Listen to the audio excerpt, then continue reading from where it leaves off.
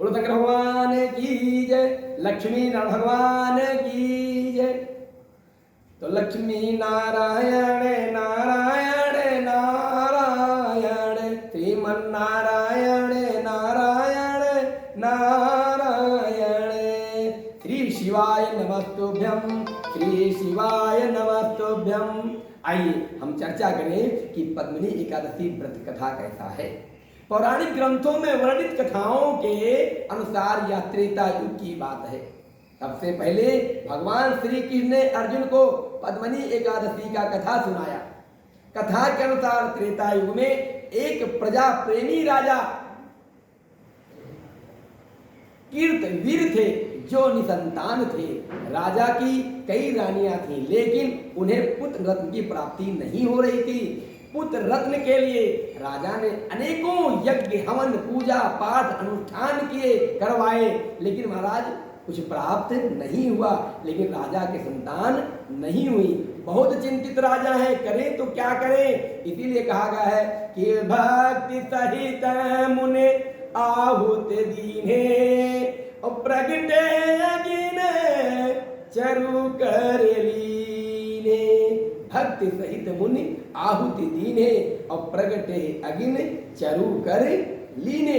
अनेक प्रकार के व्रत का भाव लेकर के और महाराज चिंतित होकर के बैठे हैं, लेकिन आज कोई संतान नहीं प्राप्त हो रहा है।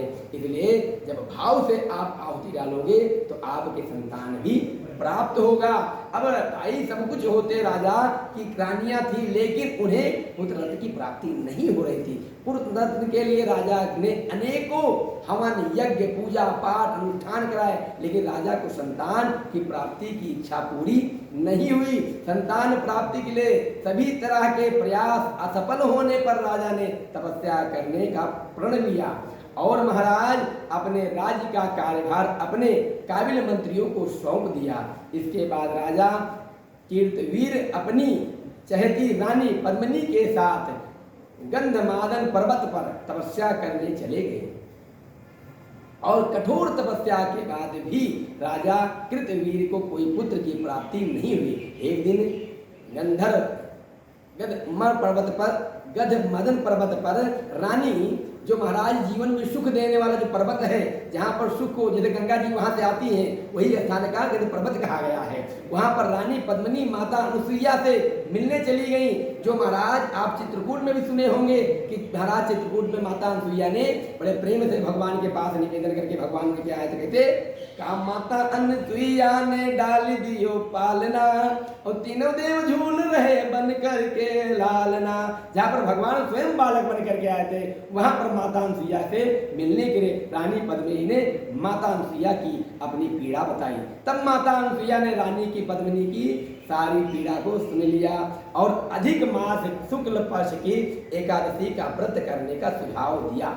माता अनुसुईया ने जब बताया कि इस एकादशी व्रत के प्रभाव से सभी तरह की मनोकामनाएं अवश्य पूर्ण होती हैं, पद्मिनी बड़ी खुश हो गई और महाराज रानी पद्मिनी ने माता अनुसुईया के द्वारा बताए गए व्रत का संकल्प लेकर विधि विधान से व्रत का पालन किया। रानी पद्मिनी ने निर्जल और निराहार रह करके अधिक मास की शुक्ल पक्ष की एकादशी का व्रत किया। रानी पद्मिनी की सच्ची भक्ति और सेवा भाव से प्रसन्न होकर भगवान विष्णु ने रानी पद्मिनी को पुत्रवती होने का वरदान दे दिया और इसके बाद ही भगवान विष्णु ने कहा कि महाराज चिंता न करो, वो यज्ञ जो तुमने किया है वो सफलता प्राप्त होगा, संतान भी प्राप्त होगा।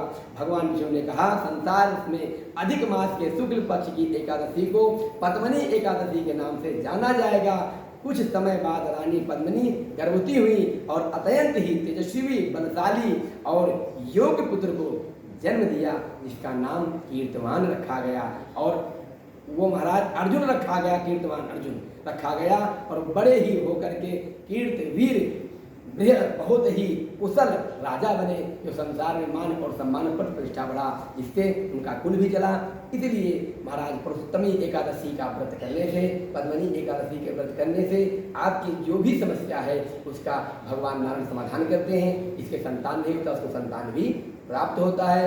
बोलो एकादशी महारानी की जय, लक्ष्मण भगवान की जय। प्रभातखबर.com विश्वास वही, रफ्तार नहीं।